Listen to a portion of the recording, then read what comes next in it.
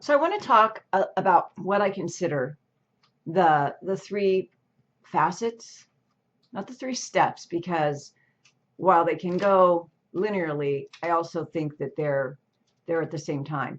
And it's really everything I teach. It's everything I write about. It's everything that my coaching's about.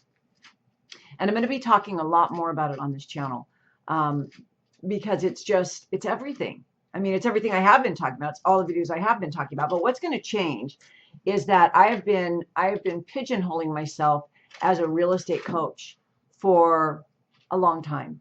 And in truth, the real estate part of what I teach is like 10%. And the other part that I teach is like 90%. That's the math that works out, right? 90-10. Yeah, that works out. And I have to tell you, many years ago, when I first started teaching the things that I teach, you may call it the science of intention or manifestation or subconscious studies, all of that. 25 years ago, as a hypnotherapist, when I first started, and I was on my sixth book, I think, when I wrote a book called Mind Over Market. And it was specifically for the real estate industry, and it was very science based.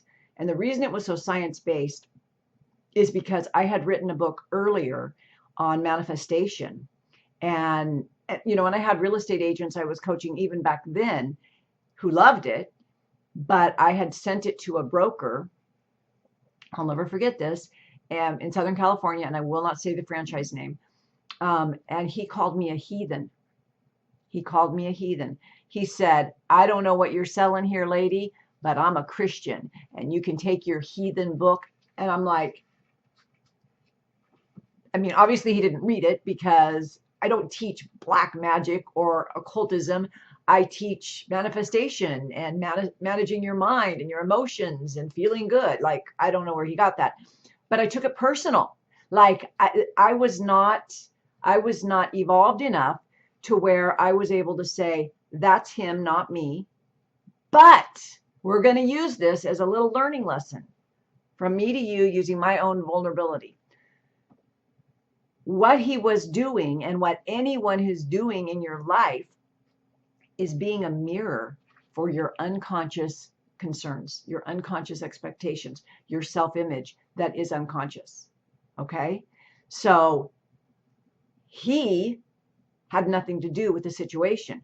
What he was saying to me. So let's look at this one way. On the surface, people could say, "Oh yeah, the world wasn't ready for that yet. Like, you were just a little bit ahead of your time," which I'm kind of notorious for. But you were a little ahead of your time, Tamara. The real estate industry wasn't ready for meditation and meta creation and thoughts or things. The world wasn't ready for that in that industry. And I could have just said, and I did. I'm like, okay, the world's not ready for it. So I went to science.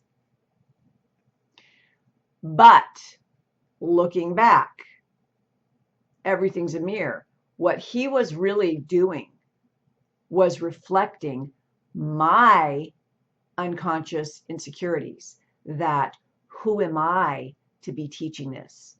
Who am I to be talking about these things that to some people seem supernatural? Or, I mean, people weren't even using the word quantum physics at that time. And so my own insecurities, he reflected those back to me, and I was like, oh no, right? But it wasn't him. He was just showing me what part of me needed to heal.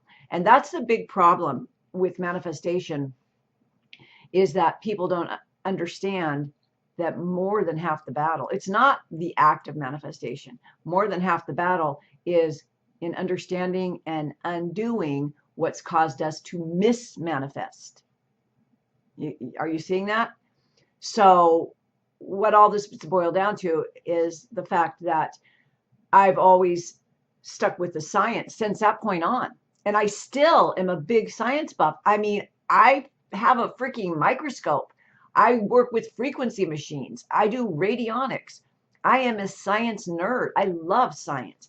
I love to understand how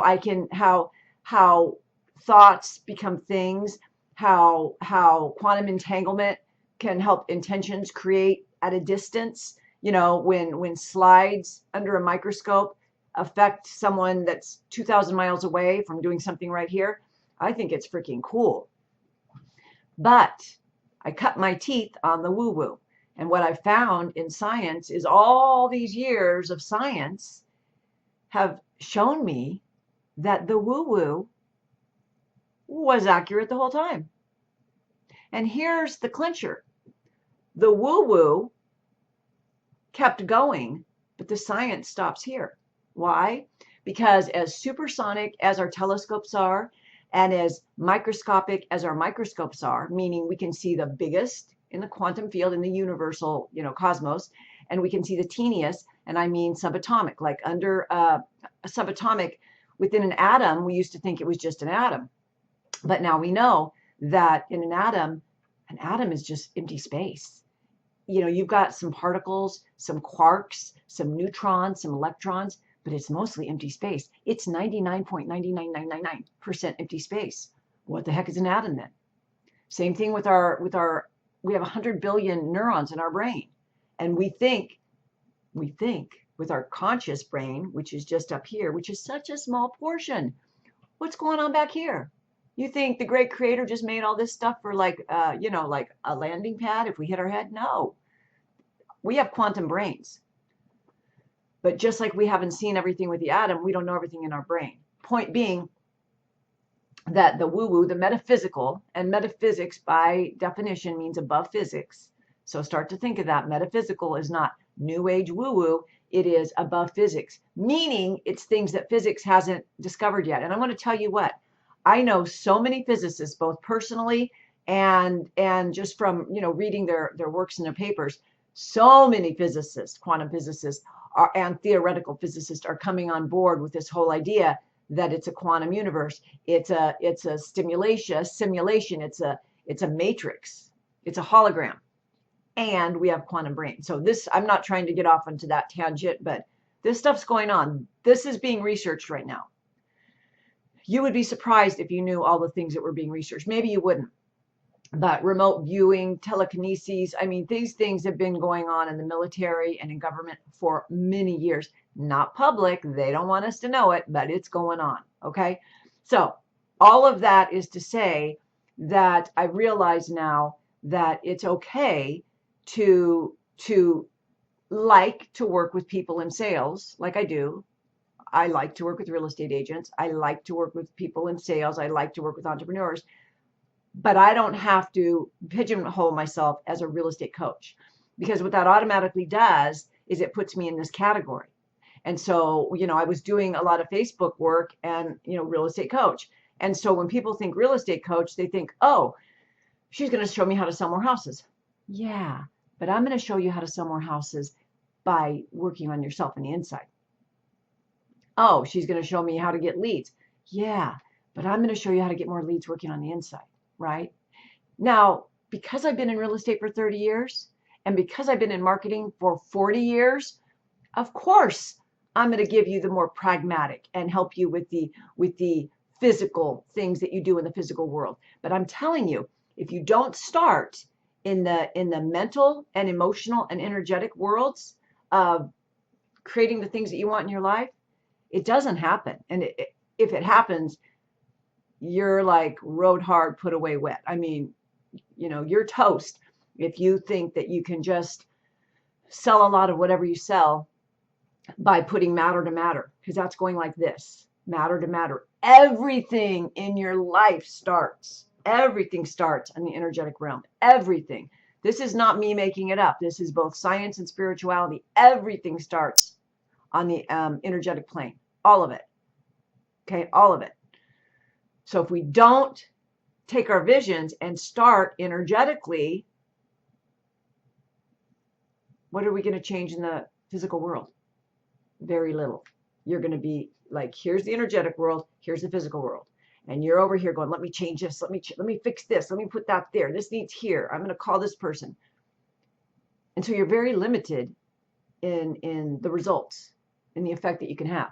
But if you start over here, with your own mind, heart, the processes that I teach, the unblocking that's so important.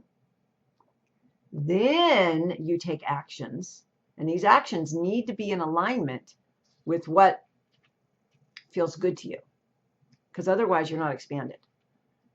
Then stuff happens. That's when you can take 10 years worth of what would be physical work and pop it into a 1-year container. Think about that. If you can take 10 years of physical work and make it happen in a year, that's pretty freaking cool. Now, a lot of teachers, a lot of magic teachers and manifestation teachers will say, you can be a millionaire just like that. And I call BS on that, because we do live in a physical world. We live in a physical reality. And in the physical realm, things are more dense. Energy is more solid and it moves more slowly. When we get behind it and we start working at that end of it, we can speed things up. But we can't unless we're like, someone that we're not, like an avatar, like Jesus or Paramahansa Yogananda or Buddha. We don't have that much power, because we're depleted of our power, because that's part of being human, right?